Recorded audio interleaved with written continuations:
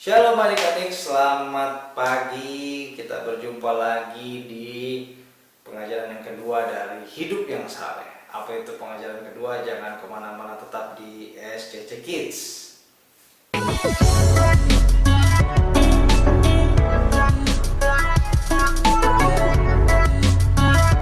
Bapak yang baik, Bapak yang dalam surga, terima kasih Tuhan buat hari ini kami dikumpulkan kembali di dalam ibadah online ini.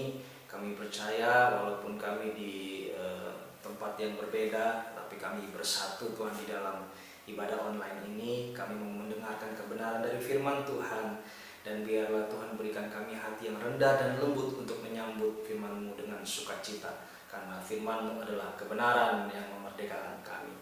Di dalam nama Tuhan Yesus kami berdoa dan ucap syukur. Haleluya Tuhan, amin. Ya, di pengajaran yang lalu, di poin pertama dari Hidup yang Saleh, kita membaca dari Kejadian 6 ayat yang ke-9, ya, tentang Nabi Nuh, ya, dimana dikatakan Nuh adalah orang yang benar, orang yang tidak bercela, bergaul dengan Allah, ya. Nah, kali ini kita ambil di dalam firman Tuhan yang ada di dalam Ibrani 11 ayatnya yang ke-7. Kak Jimmy akan bacakan, adik-adik akan perhatikan Alkitab adik-adik masing-masing di rumah, ya. Ibrani 11 ayat 7, kalau mau membaca sama-sama nggak apa-apa.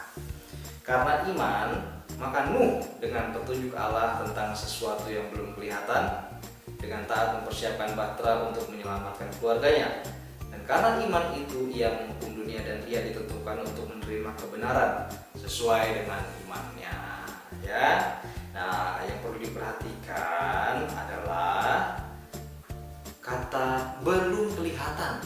Oh, ini loh, ini penting sekali. Kadang itu kita melakukan segala sesuatu karena kita sudah lihat dulu, kita sudah tahu dulu apa yang akan menjadi imbalan, apa yang akan menjadi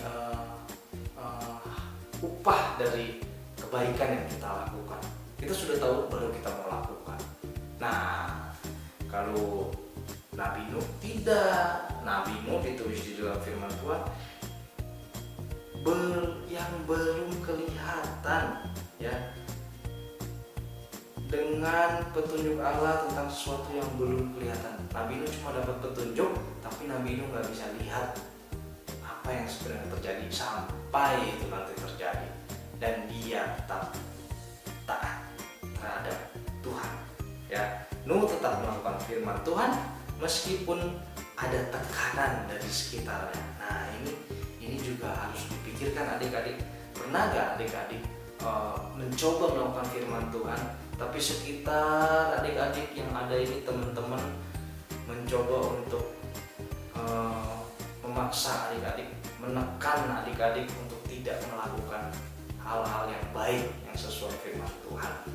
Pasti pernah, ya, misalkan contohnya aja teman-teman yang lain melakukan mencontek. Wah, gimana adik-adik? Apakah adik-adik mau mencontek? Jangan, ya, karena firman Tuhan bilang nggak boleh, ya. Dan juga contohnya lagi, gimana kalau adik-adik nggak nyontek, tapi teman-teman di sekitar adik-adik minta jawaban dari adik-adik, ya, baik itu PR, baik itu ujian atau apapun, adik-adik diminta. Wah, nanti dibilang, kamu nggak solider nih sama teman, katanya orang Kristen baik-baik, kok saya minta jawaban aja nggak boleh. Nah, tidak boleh, ya adik-adik, ya, harus melakukan sesuai dengan firman Tuhan, ya. Jadi harus jujur, ya. Nyontek itu esensinya di jujur, ya. Jangan tanya soal gini, kan nggak ada peraturannya jangan mencontek, tidak tertulis tuh di hukum Taurat jangan mencontek. Nanti dulu, ya. Esensinya itu ada di kejujuran adik-adik, ya. Jadi harus jujur. Anak Tuhan harus jujur. Tidak boleh melakukan hal-hal yang tercela. Itu bukan saja mempermalukan adik-adik, tapi juga mempermalukan nama Tuhan kita, ya. Nah, jadi adik-adik, Nuh itu tetap melakukan firman Tuhan walaupun ada tekanan dari sekitarnya. Maka kita juga harus begitu ya adik-adik ya. Kita harus melakukan apa yang benar, yang sesuai dengan firman Tuhan, ya. Jangan lakukan walaupun kita berada dalam tekanan, ya. Nah, lalu yang kedua, Nuh tetap melakukan firman Tuhan meskipun Nuh belum mengerti apa itu hujan, ya. Manusia belum mengerti apa itu hujan, termasuk Nuh, tetapi dia tetap melakukan apa yang sudah menjadi pesan dari Tuhan, ya. Firman Tuhan dia tetap lakukan, ya, walaupun dia belum mengerti, ya. Kita juga begitu adik-adik. Kadang-kadang kita membaca firman Tuhan, bahkan kita disuruh mengampuni orang yang bersalah kepada kita, tapi kita nggak ngerti, padahal kan dia jahat sama kita, ya kan? Tapi firman Tuhan bilang ampuni, maka kita harus taat pada firman Tuhan. Kita harus mengampuni orang yang bersalah kepada kita, ya. Nah, lebih mudah mana? Mengikuti tekanan sekitar yang nanti mendatangkan keuntungan bagi adik-adik, atau mengikuti firman Tuhan yang belum tentu mendatangkan keuntungan, ya. Kadang-kadang kalau kita ngikutin apa yang diinginkan oleh teman-teman, seakan-akan kita memperoleh keuntungan, ya.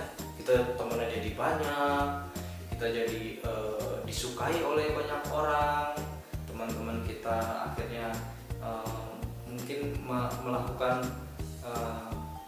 tindakan-tindakan terima kasih, satu ungkapan, seakan-akan kita sudah jadi pahlawan, ya. Padahal yang kita lakukan salah, tidak sesuai firman Tuhan. Nah, lebih mudah mana? Ngikutin hal-hal yang menguntungkan atau ngikutin firman Tuhan yang belum tentu mendatangkan keuntungan, ya. Nah, disinilah adik-adik diuji ketaatannya, ya. Memang firman Tuhan tidak mudah untuk diikuti atau dilakukan, tapi belum tentu juga firman Tuhan juga kalau kita lakukan belum tentu juga menguntungkan untuk kita. Tetapi firman Tuhan pasti menyelamatkan kita, ya. Jadi walaupun lebih mudah dan lebih menguntungkan ketika kita mengikuti tekanan dari teman-teman, tetapi percayalah di ujungnya itu akan mendatangkan kesusahan bagi kita. Karena itu lakukanlah sesuai firman Tuhan, jangan lakukan sesuai dengan apa yang menjadi tekanan teman-teman sekitar, ya. Walaupun firman Tuhan susah untuk dilakukan dan belum tentu juga mendatangkan keuntungan, tetapi firman Tuhan mendatangkan keselamatan, ya. Jadi lakukan firman Tuhan supaya kita terjamin keselamatannya, ya. Yesus sudah menjamin keselamatan kita, tetapi kita juga harus melakukan firman-Nya sesuai apa yang diperintahkan oleh Tuhan. Nah, itulah yang menjamin keselamatan kita, ya. Nah, taat pada firman Tuhan seperti Nabi Nuh, dia taat terhadap firman Tuhan. Dia taat terhadap apa yang Tuhan pesankan. Begitu pula dengan kita harus taat, ya, terhadap firman Tuhan.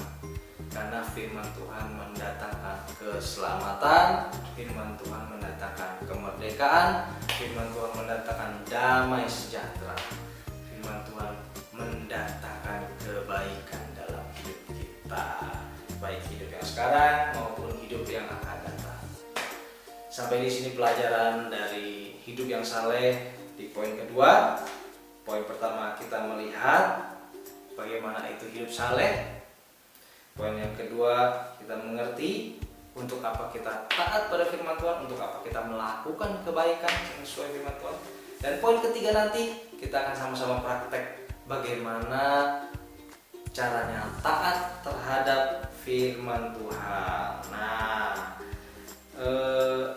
dan poin yang ketiga itu akan dibagikan oleh kakak Christine. Jadi stay tune di SCC Kids untuk mendapatkan pengajaran hidup yang saleh poin yang ketiga.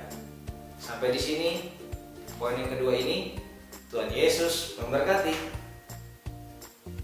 Tuhan, terima kasih buat kebenaran firman-Mu yang sudah dibagikan pagi hari ini. Kami mau belajar Tuhan untuk mempraktekannya, bukan hanya menjadi pendengar yang baik, tetapi juga menjadi pelaku firman Tuhan. Roh Kudus, tuntun kami dan mampukan kami untuk kami bisa melakukannya sesuai dengan firman-Mu Tuhan. Terima kasih Tuhan Yesus, berkati teman-teman kami dimanapun mereka berada. Biar semua dalam keadaan yang baik, yang sehat, keluarganya semua baik-baik, papa mama semua dalam keadaan baik dan diberkati Tuhan. Terima kasih Tuhan Yesus, dan kami rindu pertemukan kami kembali di jam-jam ibadah online ini Tuhan. Di dalam nama Tuhan Yesus kami berdoa dan ucap syukur. Haleluya Tuhan. Amin. Oke, terima kasih sudah mengikuti ibadah online dari SCC Kids. Jangan lupa juga kita ada ibadah raya setiap hari Minggu jam 11 siang sampai selesai yang akan dibawakan oleh gembala kita, Pastor Nathanael Mataung, yang biasa kita sebut juga dengan Papi rohani kita. Dan jangan lupa untuk berikan tanda suka, berikan komentar, berlangganan channel ini, dan nyalakan lonceng pemberitahuan. Sampai jumpa di video berikutnya. Tuhan Yesus memberkati.